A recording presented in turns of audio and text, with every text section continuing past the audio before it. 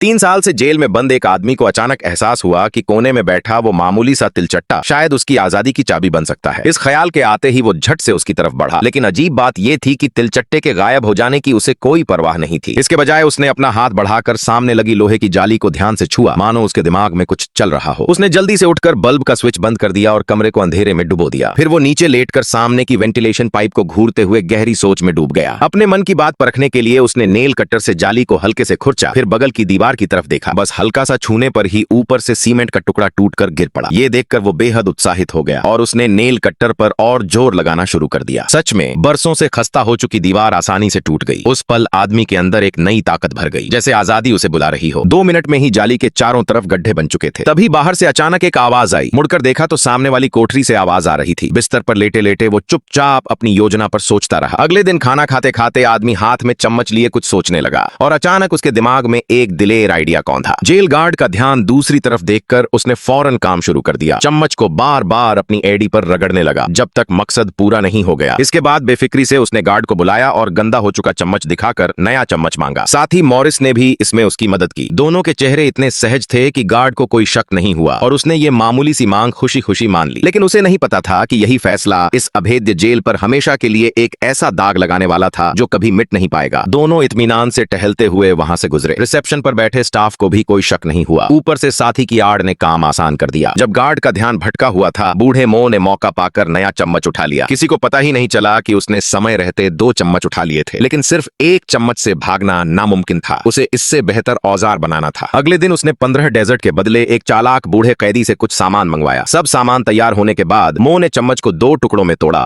फिर स्टैंड से निकाली गई फाइल से सिक्के को घिस घिस कर पाउडर बना दिया। इसके बाद माचिस जलाकर चम्मच के हैंडल और फाइल को जोड़ दिया। तेज आंच में सिक्के का पाउडर पिघलने लगा और थोड़ी देर में उसने वेल्डिंग सफलतापूर्वक कर ली। एक भरोसेमंद औजार तैयार हो गया। अब बारी थी टेस्ट करने की। उसने बगल वाले साथी को पहरा देने को कहा। गार्ड आए तो सीटी बजाकर इशारा करना था। कोठरी में एक वेंटिलेशन पाइप था जिसे पहले उसने फाइल से थोड़ा खोदा था, पर नतीजा ठीक नहीं निकला, इसलिए नया औजार बनाना पड़ा। सच में ये फाइल से कहीं ज्यादा आसान निकला। लेकिन जब वो जोश में खुदाई कर रहा था, अचानक गार्ड चेकिंग के लिए आ गया। बगल वाला साथी उस वक्त झपकी ले रहा था। अच्छी बात यह रही कि एक अश्वेत कैदी ने जानबूझकर गार्ड से बात करके उसे रोक लिया। तभी साथी की नींद खुली। वो सीटी बजाने ही वाला था कि उसे एहसास हुआ उसे सीटी बजानी ही नहीं आती। उसने फौरन मेज से गिलास उठाकर सलाखों पर टकराया। शुक्र है मो सतर्क था। गार्ड के कदमों की आवाज सुनते ही उसने जल्दी से छेद को किसी चीज से ढक दिया। तुम्हें कोई गंध महसूस हुई? नहीं, मुझे तो कुछ महसूस नहीं हुआ। शायद मेरा वहम ही होगा। ये दोनों क्या इस जेल से भाग पाएंगे? नेक्स्ट पार्ट के कमेंट करें।